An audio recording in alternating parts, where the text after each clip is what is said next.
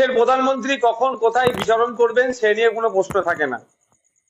পশ্চিমবাংলায় আসছেন, পশ্চিমবাংলা তারা নতুন সরকার গঠন করেছে, কিন্তু মণিপুরে তিনি যেতে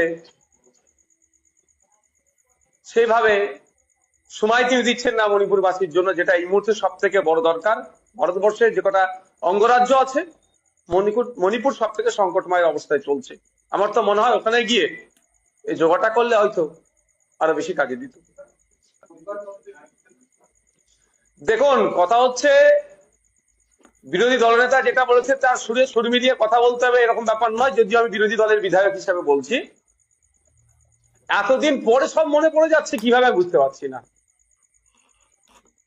একসাথে তো দীর্ঘদিন ছিলেন ওনারা, আর এই পরিবারতন্ত্র বা এটা আমরা আজকে দেখছি না, আমরা তো বারবার বলে আসছি। সেই সময় বা 4ঠা মে 2026 তখন খুব মিষ্টি মিষ্টি লাগছিল, আর এখন আমরা দেখতে পাচ্ছি এখন এইগুলো শব্দগুলো বার হচ্ছে।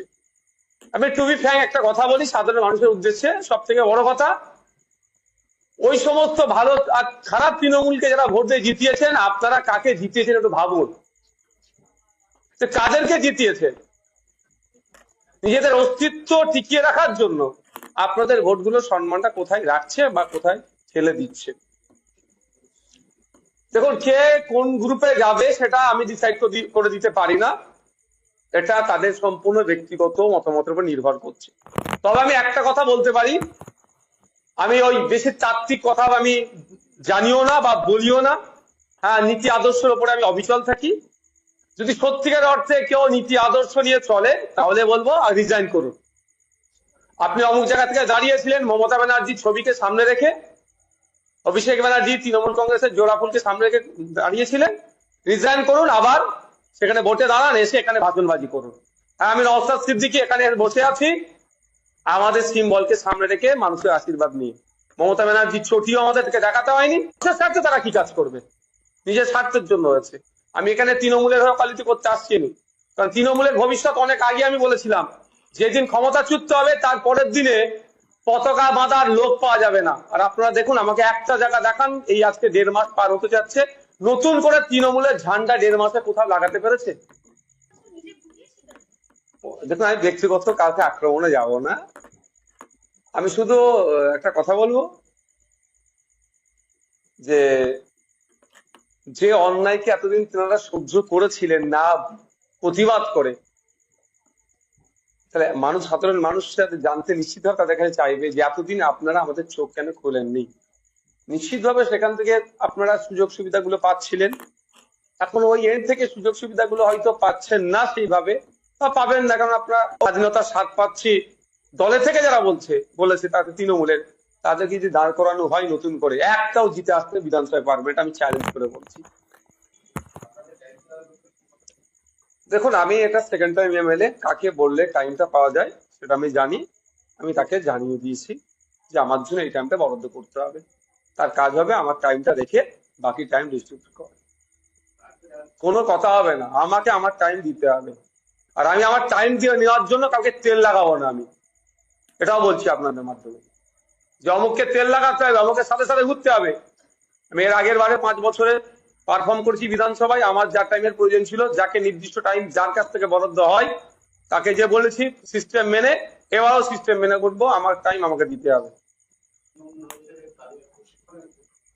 থাকতে পারে, কাকে কখন করে বোঝা মুশকিল। এই ব্লক তৃণমূলটা তো 4 তারিখের আগে ছিল না, হঠাৎ করে গজিয়ে উঠলো। আর দেখুন আগামীকাল কি হতে চলেছে।